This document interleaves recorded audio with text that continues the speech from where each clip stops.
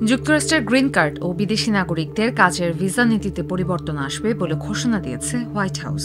বিশেষজ্ঞরা মনে করছেন, গোল্ড কার্ডের আরও বেশি প্রচলনের জন্য গ্রিন কার্ড নীতিতে কঠোরতা অবলম্বন করছেন মার্কিন প্রেসিডেন্ট ডোনাল্ড ট্রাম্প। বিষয়টি নিয়ে উদ্বেগে আছেন যুক্তরাষ্ট্রে বসবাসরত বাংলাদেশি অভিবাসীরা।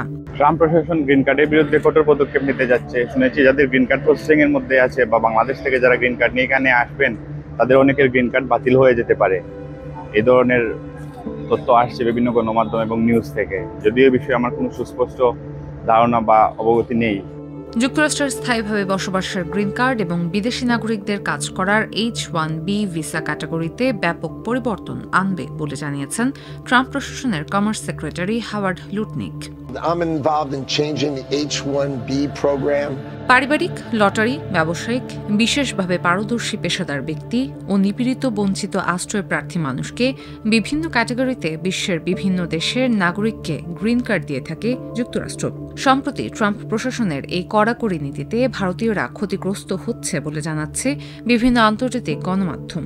যদিও পারিবারিক, চাকরি বা লটারির ভিত্তিতে গ্রিন কার্ড দেওয়ার নীতিতে যে পরিবর্তন আসবে তাতে বাংলাদেশিরা খুব বেশি ক্ষতিগ্রস্ত হবেন না বলে জানাচ্ছেন নিউ ইয়র্কের immigration attorney at law Mahfuzur Rahman. আসলে গ্রিন কার্ড আবেদন প্রক্রিয়ার মধ্যে কোনো পরিবর্তন আসেনি খুব একটা, শুধুমাত্র কয়েকটা বিষয়ে জাস্ট মাইনর যেটা পরিবর্তন আসছে সেটি হচ্ছে একটা হচ্ছে আপনার ফি এর ক্ষেত্রে কিছুটা পরিবর্তন আসছে গ্রিন কার্ড আবেদনের ক্ষেত্রে, আর হচ্ছে পাশাপাশি হচ্ছে আপনার কিছু টাইমের ক্ষেত্রে কিছুটা পরিবর্তন আসছে, যেমন ম্যারেজ বেসড যারা অ্যাডজাস্টমেন্ট করে থাকে গ্রিন কার্ডের আবেদন করে থাকে তাদের কেসগুলো এখন ফাস্টার হচ্ছে।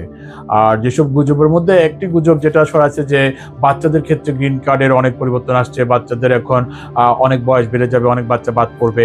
আসলে এরকম কোনো পরিবর্তন আসেনি, যদিও একটা আপনার সার্কুলার আসছে ইউএসসিএস থেকে, যেটা সিএসপি যেটা চাইল্ড স্ট্যাটাস প্রোটেকশন অ্যাক্টের, তো সেটা খুবই রেয়ার, যারা বিশেষ করে বাংলাদেশি কমিউনিটির ক্ষেত্রে এটা খুব একটা প্রযোজ্য নয়, কারণ এমপ্লয়মেন্ট বেসড অ্যাপ্লিকেশনের ক্ষেত্রে সাধারণত আমেরিকার ভিতরে যারা অ্যাডজাস্টমেন্ট করে থাকে EB-2, EB-3 মাধ্যমে, তাদের ক্ষেত্রে এটা প্রযোজ্য হওয়ার সম্ভাবনা বেশি, বিশেষ করে ইন্ডিয়ান ন্যাশনালের ক্ষেত্রে।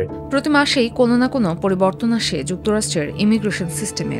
এ নিয়ে উদ্বিগ্ন না হয়ে United states citizenship and immigration services অর্থাৎ USCIS এর ওয়েবসাইটে চোখ রাখার পরামর্শ দিয়েছেন বিশেষজ্ঞরা। কিছু চেঞ্জ অবশ্যই আসছে, যেমন এখন লোকাল কংগ্রেসম্যান বা হোমল্যান্ড সিকিউরিটিকে নির্দেশ দিয়ে দিয়েছে ট্রাম্প যে হোমল্যান্ড সিকিউরিটিতে আর কখনো কংগ্রেসম্যান বা লোকাল কংগ্রেসম্যান বা সেনেটররা আর এটা ব্যাপারে কথা বলতে পারবেন না, এই ব্যাপারে আর কোনো সুপারিশ চলবে না হোমল্যান্ড সিকিউরিটিতে। সেই পাওয়ারটা নিয়ে নেওয়া হয়েছে, কারণ আগে যেমন দেখা যেত 24 মাসের মধ্যে যদি আমাদের ফ্যামিলি মেম্বার হাজব্যান্ড বা ওয়াইফের জন্য, যদি স্পাউসের জন্য যদি কখনো অ্যাপ্লাই করতো, তাহলে স্পাউসের 24 মাস পর যদি না আসতেন, সেই ক্ষেত্রে কংগ্রেসম্যান বা কংগ্রেসম্যানের হেল্প নিতে পারতেন। সেই ক্ষেত্রে এখন আর নিতে পারবে না, এটা একটা বিগ প্রবলেম হয়েছে। এখন সেই টাইমটা কখনো 4 বছর 5 বছরও লেগে যেতে পারে। So it's a big backlog. এই একটা চেঞ্জ, অনেক বড় চেঞ্জ আসছে। রাদার দেন দ্যাট যা আছে তাই আগের মতোই আছে, অন্য কোনো প্রবলেম নেই। এছাড়া বাকি সব ঠিকঠাক আছে, প্রপাগান্ডাতে আপনারা কান দিবেন না। অভিবাসন বিষয়ে ভয় না পেয়ে সঠিক তথ্য দিয়ে পারস্পরিক সহযোগিতায় এগিয়ে আসার আহ্বান জানিয়েছেন যুক্তরাষ্ট্রের বাংলাদেশি অভিবাসীরা।